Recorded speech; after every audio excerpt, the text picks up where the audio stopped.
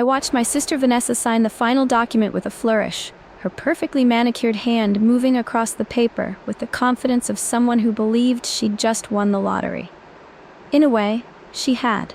Or at least that's what she thought. Our father had died 3 weeks earlier, and we were sitting in the office of his attorney, Preston Hughes, finalizing the distribution of his estate. The will was clear. Everything went to Vanessa. The house in Oak Park worth $1.2 million, the investment portfolio valued at $3 million, the vintage car collection, the art, the jewelry, all of it. Every single asset left to my older sister. I received nothing. Not a photograph, not a keepsake, not even a letter explaining why. Preston looked uncomfortable as he slid the documents across his mahogany desk. Amelia, I'm sorry, your father was very specific about his wishes. I nodded calmly, not showing the devastation churning inside me. Vanessa didn't even try to hide her satisfaction. She'd always been our father's favorite, the golden child who could do no wrong, while I was the disappointment who'd chosen teaching over business, compassion over ambition. I'm sure this is difficult, Vanessa said with false sympathy, though her eyes gleamed with triumph. But Dad made his choice. He knew I'd manage his legacy properly. I smiled, a genuine smile that seemed to confuse both Vanessa and Preston. Of course, Dad always knew exactly what he was doing. That statement was truer than Vanessa realized. We left the attorney's office together, and Vanessa immediately started making plans. I'm thinking of selling the house, she said as we walked to our cars. The market's strong right now. Then I'll invest everything properly, maybe buy that condo in Miami I've been looking at. That sounds perfect for you, I replied, still smiling. Vanessa studied me suspiciously. You're taking this very well. I expected tears, or at least some argument. Why would I argue? I asked innocently. The will is legal. Dad made his wishes clear. There's nothing to contest. That was technically true. There was nothing to contest because I didn't need to. What Vanessa didn't know, what she couldn't possibly know, was that our father and I had spent the last 6 months of his life planning this exact scenario. It had started 8 months ago when Dad was diagnosed with stage 4 pancreatic cancer. He'd called me first, not Vanessa, and asked me to come to his house. We'd sat in his study, the room where he'd built his fortune as a real estate developer, and he'd told me the truth about his health. I have maybe a year, he'd said, his voice steady despite the devastating news. And I need to talk to you about something important, about Vanessa. I'd felt my stomach clench. Vanessa had always been manipulative, had always known how to charm Dad into giving her whatever she wanted. What about her? I'd asked. Dad had pulled out a folder of bank statements showing systematic withdrawals from his accounts over the past 3 years. Your sister has been stealing from me, he'd said quietly. Small amounts at first, then larger ones. She has access to one of my accounts as a co-signer from years ago, and she's been using it like her personal ATM. The total was staggering, over $2,000 taken without permission or explanation. Why haven't you confronted her? I'd asked, shocked by both the theft and Dad's apparent acceptance of it. Because I wanted to see how far she'd go, Dad had replied. I wanted to know if my suspicions about her character were correct. And they were. He'd leaned forward, his expression intense despite his illness. Amelia, you're the one who visits me weekly, who actually cares about how I'm doing, rather than what I'm worth. You're the one with integrity. But Vanessa is the one who'll contest any will that doesn't favor her, who'll tie up my estate in litigation for years, who'll make everyone miserable if she doesn't get what she wants. I'd understood what he was saying. So you're going to give her everything in the will to avoid a fight. In the will, yes, Dad had agreed. But there are other ways to pass on wealth, Amelia. Legal ways that bypass the probate process entirely. Ways that Vanessa will never see coming because she's so focused on that will. Over the next 6 months, as Dad's health declined, we'd executed his real plan. It was complex, clever, and completely legal, and it would give Vanessa exactly what she deserved while protecting what I actually deserved to inherit. The first step had been transferring ownership of Dad's most valuable asset, his commercial real estate company, Heritage Development Holdings. The company owned 12 properties throughout Chicago, generating substantial rental income. On paper, Dad had sold the company to me for $1 6 months before he died. This was perfectly legal through what's called a private sale between family members. The company's value was approximately $8 million, but because it was a private transaction and I was family, the nominal $1 sale was legitimate. All the paperwork was filed properly with the state, all taxes paid on the minimal sale price. Dad had kept just enough personal assets, the house, the investment portfolio, the collections, to satisfy Vanessa's greed. He knew she'd be so focused on those $3 million in investments and the house that she wouldn't investigate his business holdings. She'd never been interested in the commercial properties anyway, considering them boring and too much work to manage. The second step was more creative. Dad had substantial funds in accounts that allowed for transfer on death, TOD designations. These accounts bypass the will entirely and go directly to named beneficiaries. Dad had quietly changed the beneficiaries on $2 million worth of investment accounts, naming me instead of Vanessa. When he died, those funds transferred to me automatically, completely outside the probate process that governed his will. Vanessa would never know they existed unless she specifically investigated every account Dad had ever owned. And why would she? She'd gotten everything they will be mentioned. The third step was trusted. Dad had established 2 irrevocable trusts years ago, long before his diagnosis. These trusts held another $3 million in various investments. 6 months before he died, he'd modified the beneficiaries to name me as the primary recipient upon his death. Again, these trusts were completely separate from his will. They transferred automatically when he died, requiring only notification to the trustees. By the time Vanessa signed those final documents in Preston's office, I'd already inherited $13 million in assets, $8 million in commercial real estate holdings, $2 million in TOD accounts, and $3 million in trust funds. Vanessa, meanwhile, was inheriting $3 million in investment portfolio, plus a house and some collections. The irony was beautiful. But the plan didn't stop at just redistributing wealth fairly. Dad and I had also set up something more pointed, something that would teach Vanessa a lesson she desperately needed to learn. The house Vanessa was so excited to inherit came with a catch she didn't know about yet. 2 years ago, Dad had taken out a reverse mortgage on the property. A reverse mortgage allows homeowners over 62 to borrow against their home equity, receiving money without having to make payments. The loan only comes due when the homeowner dies or sells the property. Dad had borrowed $800,000 against the house through the reverse mortgage. He'd used that money to fund the trusts and TOD accounts that would eventually come to me. When Vanessa inherited the house worth $1.2 million, she also inherited the obligation to pay back that $800,000 reverse mortgage. She'd either have to pay it off immediately, which she couldn't afford, or sell the house, at which point most of the proceeds would go to paying off the loan. She'd walk away with maybe $300,000 after paying off the mortgage and covering selling costs. The investment portfolio she inherited was real, worth $3 million as stated. But what Vanessa didn't know was that most of those investments were in highly volatile stocks that Dad's financial advisor, Harrison Wells, had specifically chosen as likely to decline in the coming months. Harrison was in on the plan and had positioned the portfolio to maximize short-term value for the will reading, but with investments that were actually quite risky. The vintage car collection Vanessa inherited needed constant maintenance and storage that cost approximately $30,000 per year. The art collection required specific environmental controls and insurance running another $20,000 annually. These weren't just assets. They were expensive responsibilities that would drain Vanessa's resources while she tried to figure out what to do with them. Dad had thought of everything. And now, standing in that parking lot outside Preston's office, watching Vanessa glow with her supposed victory, I knew the real education was about to begin. Over the next 2 weeks, I stayed quiet and watched events unfold. Vanessa immediately moved into Dad's house, posting photos on social media of herself in her new home, bragging about her inheritance to anyone who would listen.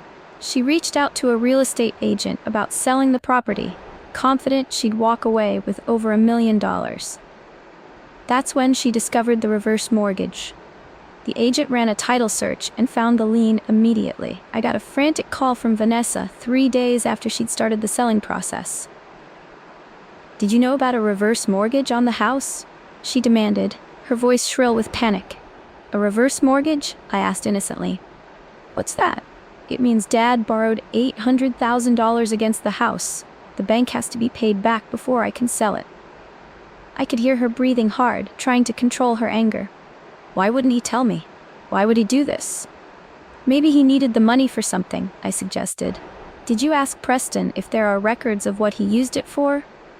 Vanessa hadn't, of course. She'd been too busy celebrating her inheritance to actually investigate the details. She hung up on me and presumably called Preston, who would only tell her that the reverse mortgage was legal and proper, and that Dad had withdrawn the funds over a 2-year period for personal investments.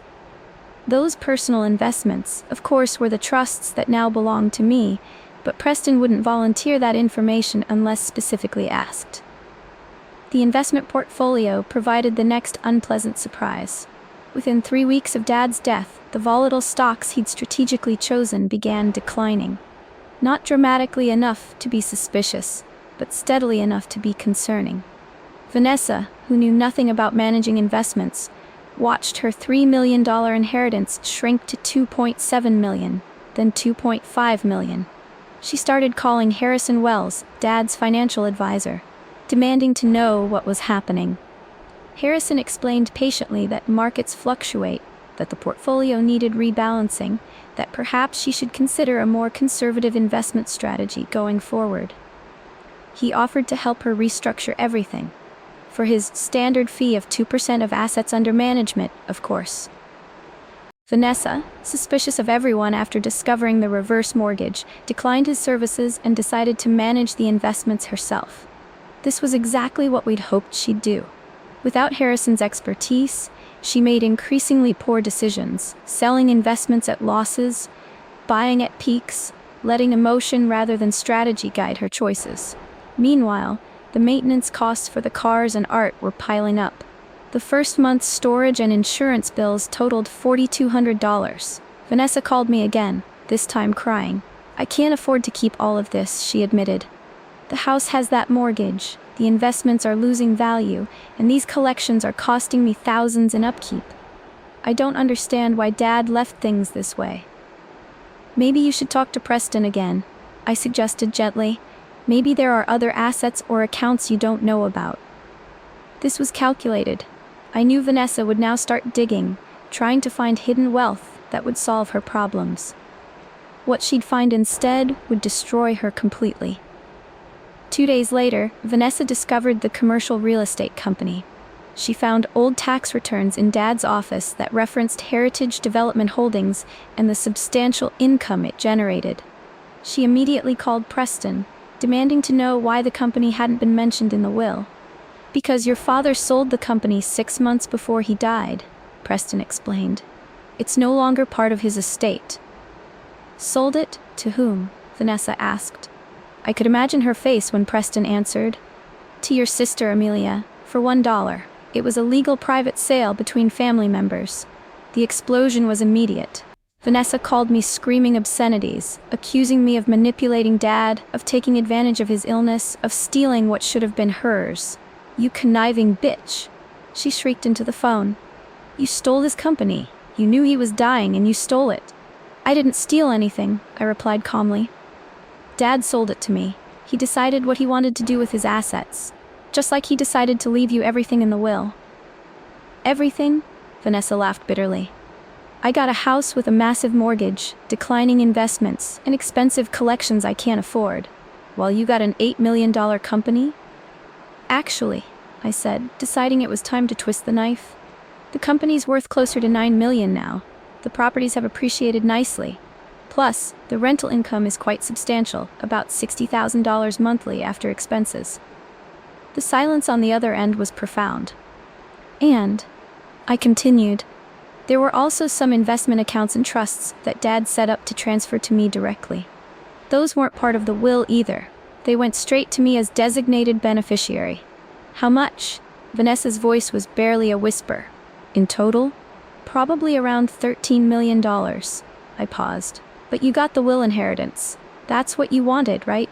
That's what you've always cared about. Being named in the will, being the favorite, getting the recognition.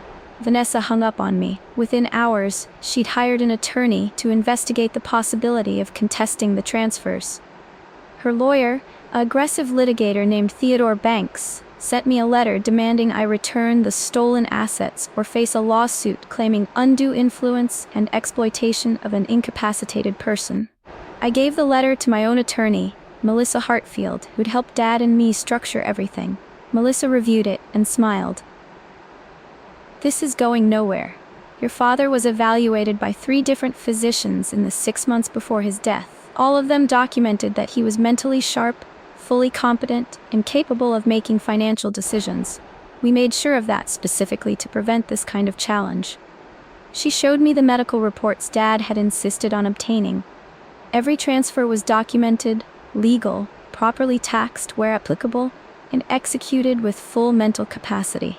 Vanessa's attorney will realize this as soon as he does basic discovery. He'll probably advise her to drop it, rather than waste money on a case she can't win. Melissa was right. 2 weeks later, Theodore Banks withdrew the challenge, likely after explaining to Vanessa that courts are extremely reluctant to overturn properly executed legal transfers, especially when medical documentation confirms mental competence.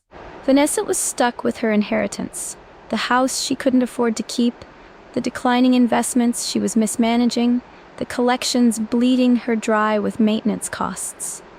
3 months after Dad's death, Vanessa was forced to sell the house. After paying off the reverse mortgage and covering closing costs, she netted approximately $280,000. Her investment portfolio, through her own mismanagement, had declined to $2.1 million. She sold the car collection at auction for less than its estimated value because she needed quick cash. The art collection went into storage because she couldn't afford the insurance and climate control required to display it properly. In total, Vanessa had started with what looked like a $4 million inheritance, but was now down to approximately $2.5 million in actual liquid assets, and dropping steadily as she made poor financial decisions. Meanwhile, Heritage Development Holdings continued generating consistent income for me. The $13 million in assets I'd inherited had grown to $14 million through careful management and property appreciation. But the money wasn't really the point. And that's what Vanessa could never understand. The point was justice. I'd spent my entire childhood watching Vanessa manipulate Dad, charm him, play to his ego, while treating me like I was worthless because I'd chosen a different path. I'd watched her steal from him without remorse, take his generosity for granted, and show up only when she needed something. Dad had seen all of this too, eventually. His final plan wasn't just about distributing wealth fairly, it was about teaching Vanessa a lesson she desperately needed to learn. That actions have consequences. That greed leads to loss. That the things you think you want might not be what you actually need. 4 months after Dad's death, I received a call from Vanessa. Her voice was different, smaller, less confident, almost defeated. "Can we meet?" she asked. "I need to talk to you." We met at a coffee shop near her apartment. She'd moved into a small rental after selling the house, unable to afford anything substantial, while her investments continued declining. She looked tired, older somehow, the smug confidence that had defined her now replaced with something that might have been humility. "I've been an idiot," she said without preamble. "About the money, about Dad, about everything." I waited, letting her continue. I thought inheriting everything meant I'd won something. I thought it meant Dad loved me more, valued me more, and I was so focused on that validation that I never questioned why he'd structure things the way he did. Vanessa stared into her coffee. The reverse mortgage, the volatile investments, the expensive collections, he was teaching me something, wasn't he? Showing me that just because something looks valuable doesn't mean it actually is. I nodded slowly. Dad spent the last 6 months of his life trying to make you understand what actually matters. Not money or validation or winning some imaginary competition, But you were so convinced you were the favorite that you never questioned whether being the favorite was actually a good thing. While you, Vanessa continued bitterly, got the real inheritance, the actual valuable assets, the income-generating properties, the stable investments, because you were the one who deserved it. I was the one who cared about Dad as a person rather than as a bank account, I corrected gently. I visited him because I wanted to, not because I needed something. I made choices based on what mattered to me, not what would impress him or benefit me financially. I leaned forward. Vanessa, Dad knew you'd been stealing from him. He knew about the $400,000 you took from his account over 3 years. Her face went white. He knew? He knew everything. And he could have confronted you, could have pressed charges, could have cut you off completely. Instead, he created a situation where you'd inherit exactly what your choices deserved. Vanessa was crying now, quiet tears streaming down her face. I've lost everything. The money's almost gone because I don't know how to manage it. I quit my job because I thought I was rich. I burned bridges with friends by bragging about my inheritance. And now I have nothing except the knowledge that I disappointed our father so completely that he spent his dying months designing an elaborate lesson in consequences. You haven't lost everything, I said. You still have the $2 million in investments if you stop trying to manage them yourself and hire an actual advisor. You still have the art collection that could be sold properly with the right auction house. You still have opportunities to rebuild if you make better choices. I pulled out a business card. Harrison Wells, Dad's financial advisor. Harrison knows what he's doing. He can help you salvage what's left if you're willing to listen instead of assuming you know best. Vanessa took the card with shaking hands. Why are you helping me? After everything I've done? Because Dad's lesson wasn't about destroying you. It was about teaching you to be better, and I'm honoring that by giving you a chance to actually learn instead of just suffer. I stood to leave, then paused. But Vanessa, understand this. I'm not sharing my inheritance with you. Heritage development, the TOD accounts, the trusts, those are mine. Dad chose me to have them for the same reason he chose you to have the will inheritance. He knew exactly what each of us deserved. And if you try to come after my assets again, I'll defend them with every legal resource available. Vanessa nodded slowly. I understand, and I'm sorry for everything. For stealing from Dad, for being a terrible sister, for treating you like you were less than me, just because we made different choices. It wasn't complete reconciliation. Too much damage had been done for that. But it was the beginning of something that might eventually resemble a functional sibling relationship, built on honesty, rather than competition. I left her there in the coffee shop and went back to my life, teaching high school literature, managing the commercial properties on weekends, living comfortably, but not extravagantly, on the inheritance I'd earned through loyalty and love, rather than manipulation and greed. 6 months after Dad's death, Heritage Development Holdings acquired 2 additional properties. The company's value had grown to $10 million, and the monthly rental income had increased to $70,000 after expenses. I used some of the profits to establish a scholarship fund in Dad's name for students pursuing careers in teaching and social services, careers that prioritized service over profit, exactly the kind of values Dad had come to appreciate in his final years. Vanessa, meanwhile, had taken my advice and hired Harrison Wells to manage her remaining investments. Under his guidance, she'd stopped hemorrhaging money and had actually started rebuilding slowly. She'd found work again. Not in the high-powered corporate role she'd quit so impetuously, but in a smaller firm where she had to prove herself rather than coast on her father's reputation. The art collection had been sold through Sotheby's for a respectable price, adding another $300,000 to her assets. She was living modestly, learning to budget, beginning to understand the difference between actual wealth and the appearance of wealth. One afternoon, about 9 months after everything had settled, I received a letter from Preston Hughes, Dad's attorney. Inside was a sealed envelope marked, "To be delivered to Amelia 9 months after my death. Preston, please ensure she receives this." I recognized Dad's handwriting immediately. With trembling hands, I opened the envelope and read the letter inside. Dear Amelia, it began. If you're reading this, then my plan worked.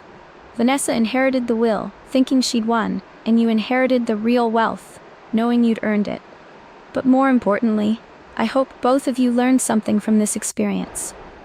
The letter continued. Vanessa needed to learn that greed and manipulation lead to emptiness, that stealing from family destroys trust, that the appearance of victory often masks the reality of loss.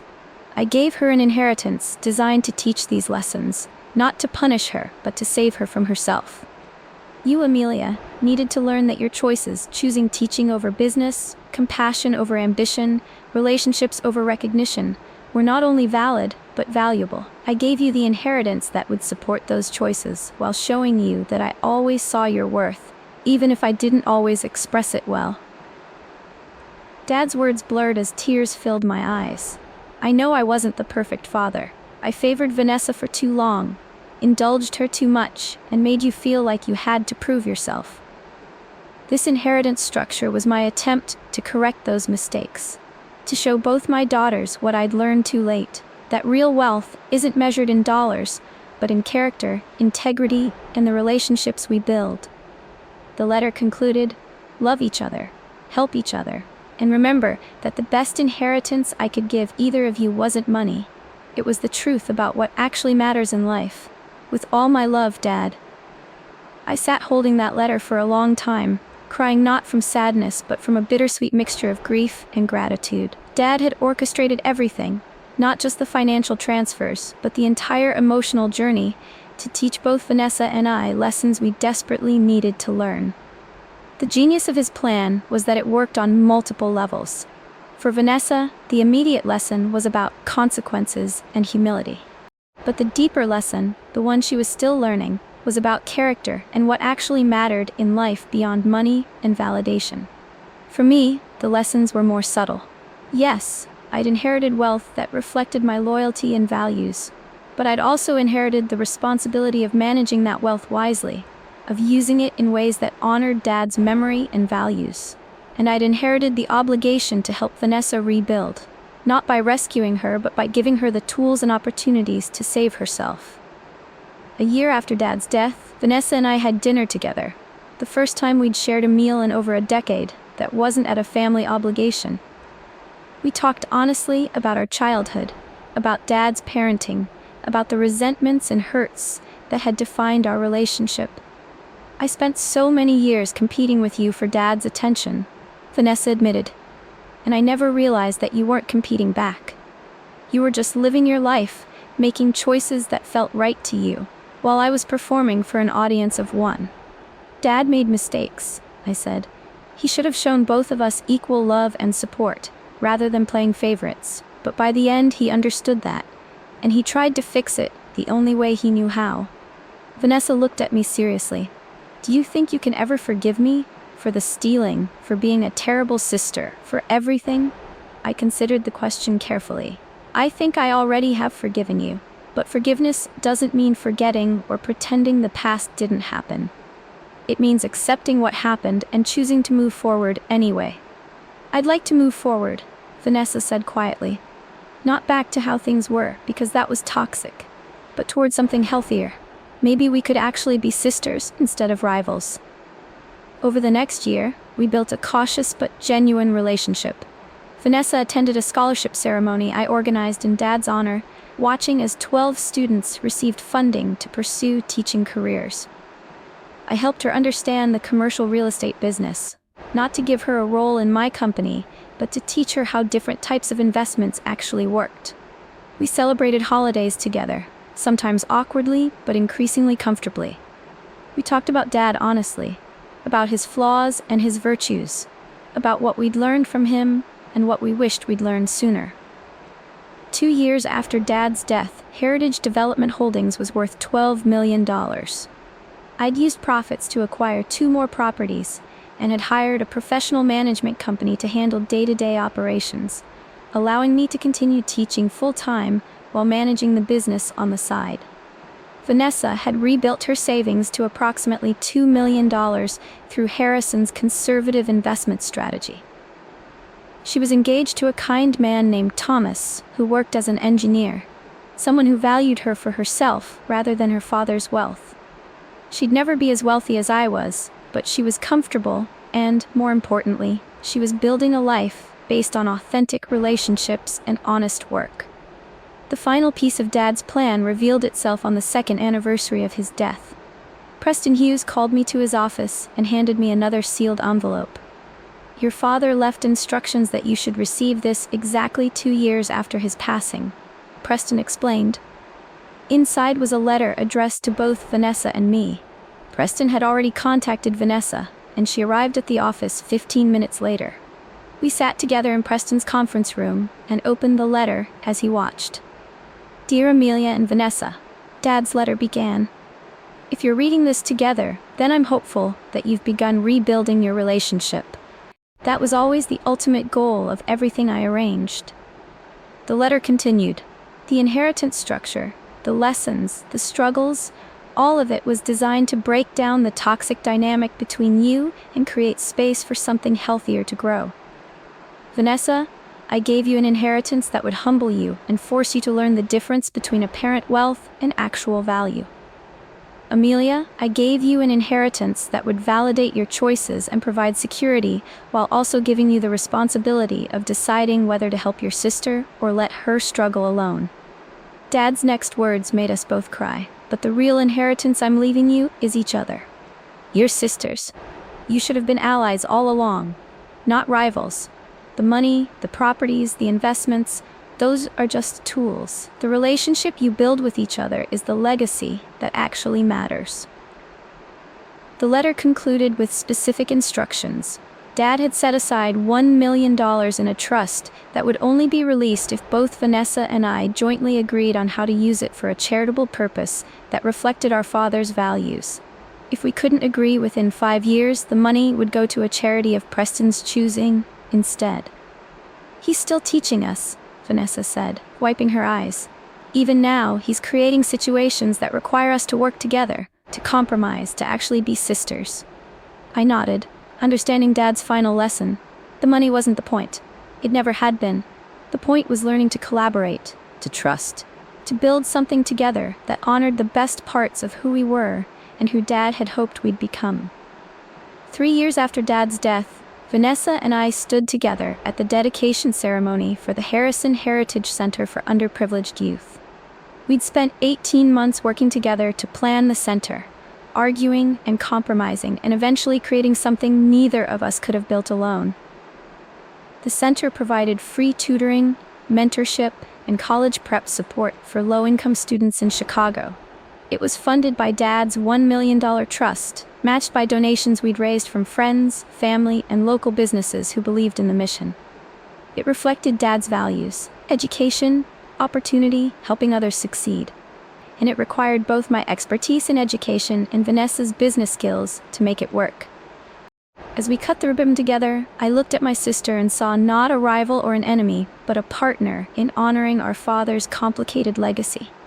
She'd stolen my inheritance, or at least, she'd thought she had. But what she'd actually stolen was a carefully designed lesson that ultimately saved her from herself. And what I'd received was more valuable than any amount of money. The truth about what my father valued, the validation that my choices mattered, and eventually, the opportunity to rebuild a relationship with my sister based on honesty and mutual respect. Dad's plan had worked perfectly. Vanessa got exactly what her actions deserved, and so did I. But more importantly, we both got what we actually needed: the lessons, the growth, and eventually, each other. My sister stole my inheritance. I let her.